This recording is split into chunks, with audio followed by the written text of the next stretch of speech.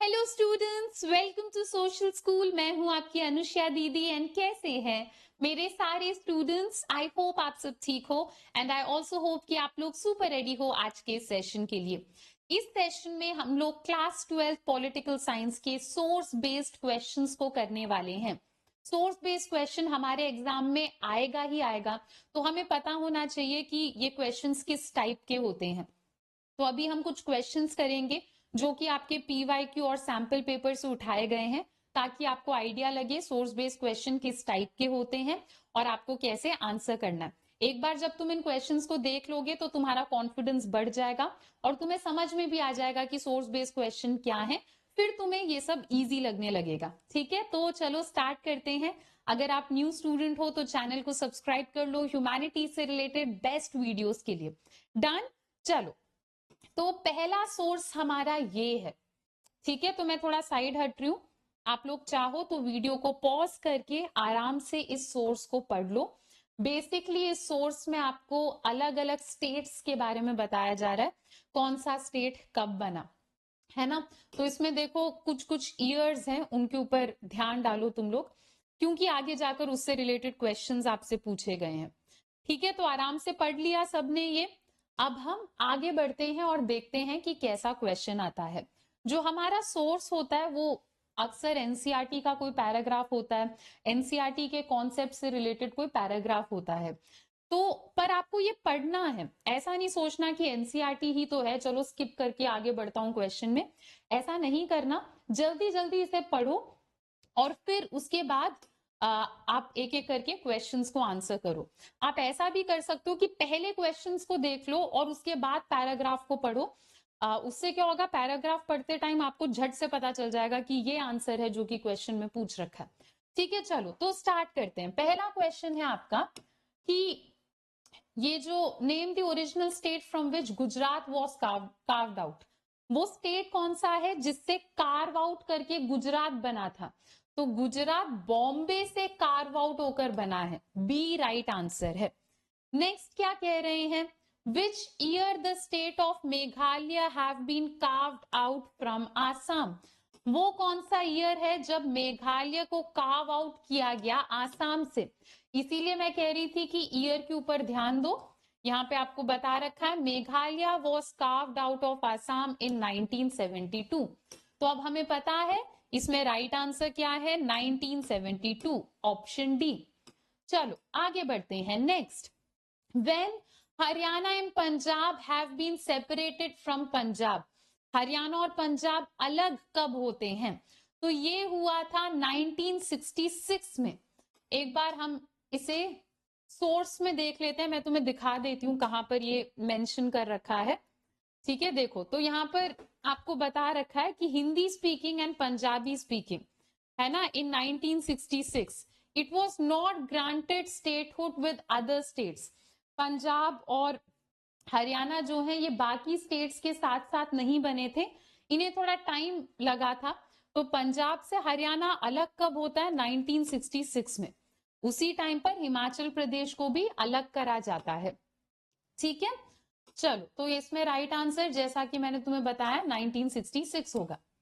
ठीक है, next, which year the state of Nagaland had come in being. Nagaland हमारा कब बना था। ठीक है, देखो सोर्स में ये भी मेंशन कर रखा है नागालैंड बना था हमारा 1963 में। दिख रहा है सबको, नागालैंड कब बना, 1963 में। तो ये ऑप्शन हमारा कहां है, option B, option B right answer हो जाएगा। बस इतना ही होता है सोर्स बेस्ड क्वेश्चन में।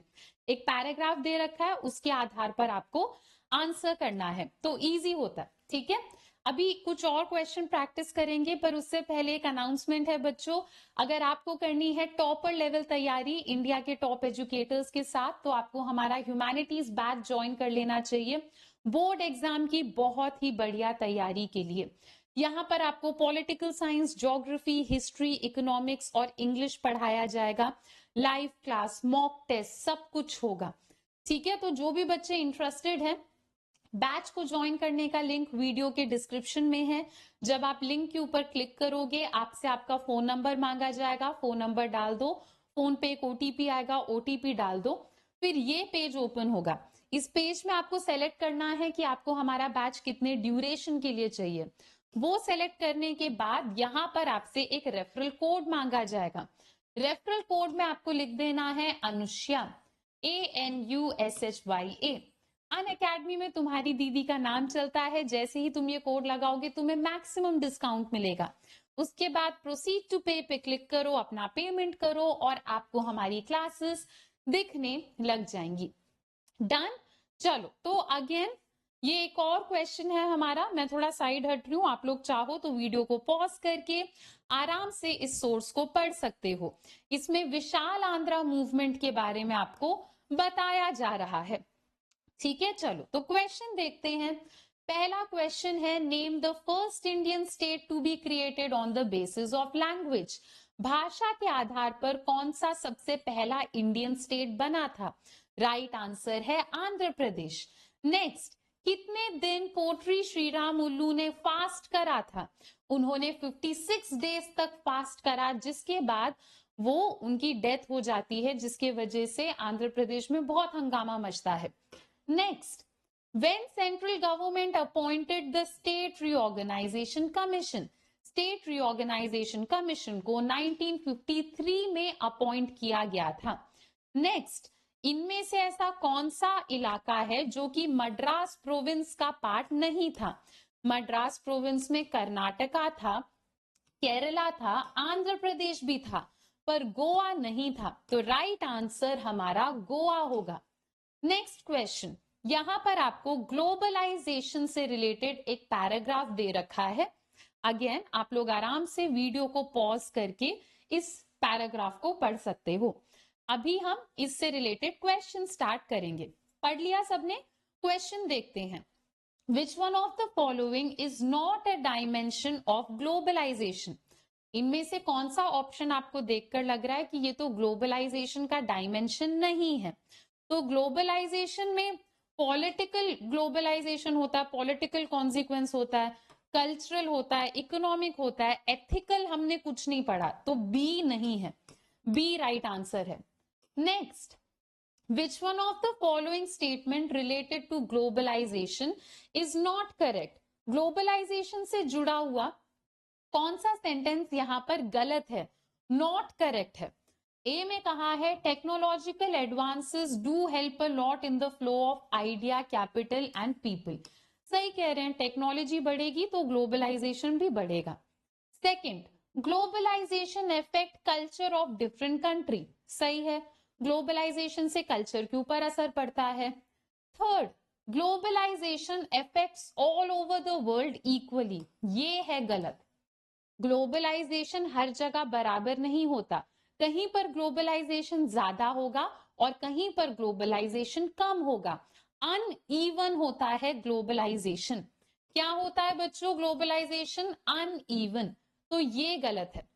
Next, when major economic events take place their impact is felt at global level. ये भी सही है, जब कोई मेजर इकोनॉमिक इवेंट होता है तो ग्लोबल लेवल पर उसका असर देखने को मिलता है। Next, globalisation as a concept does not deal with which one of the following? Globalisation के कॉन्सेप्ट में इनमें से कौन सी चीज नहीं आती?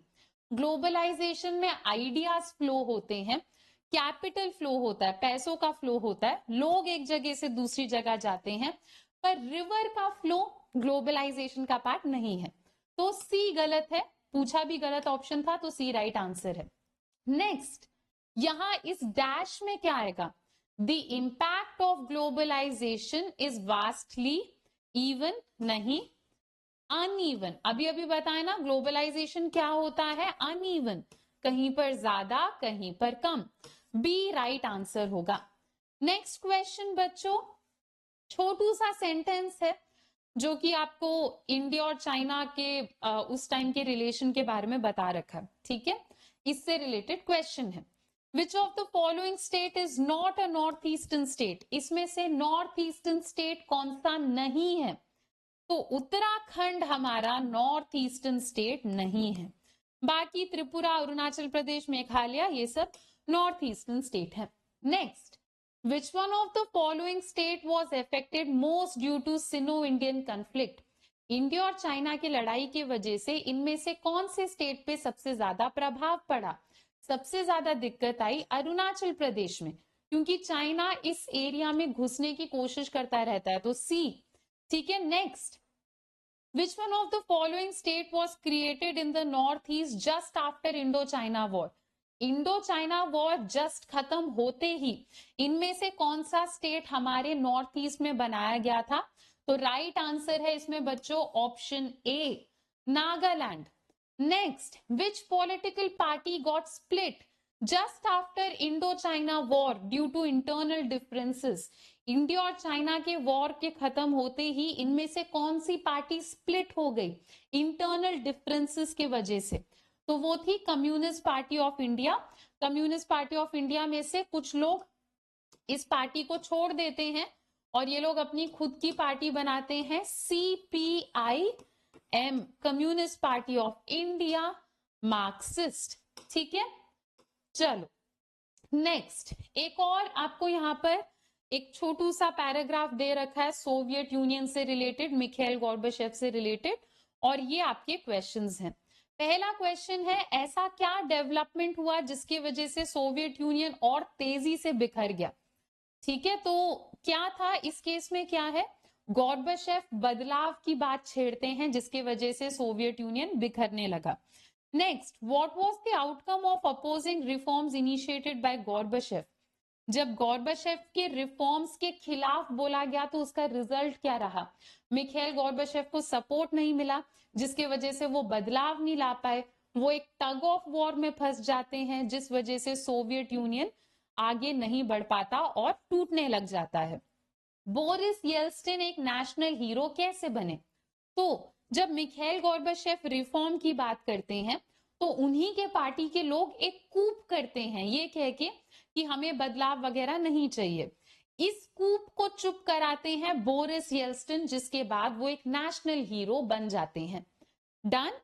चलो, इसी के साथ बच्चों मैंने आपको थोड़े से सोर्स बेस्ड क्वेश्चन करा दिए हैं जिससे आपको आइडिया लग गया होगा कि सोर्स बेस्ड क्वेश्चन को कैसे हैंडल करना है। ये क्वेश्चन एग्जाम में आने ही आने हैं, तो इट इज बेटर कि हम सोर्स बेस्ड क्वेश्चन का थोड़ा आइडिया लेकर चलें। बाकी मैंने तुम्हें PYQs और सैंपल पेपर में भी सोर्स बेस्ड क्वेश्चन को कवर करा दिया। डन। चलो बच्चों, तो अभी के लिए हम लोग इतना ही करेंगे। आई होप आप लोगों को ये सेशन हेल्पफुल लगा। अगर ऐसा है तो वीडियो को लाइक जरूर करना, show your love and support in the comment section. ठीक है, तो मिलते हैं अपने नेक्स्ट लेक्चर में। Till then, bye bye, take care and thank you.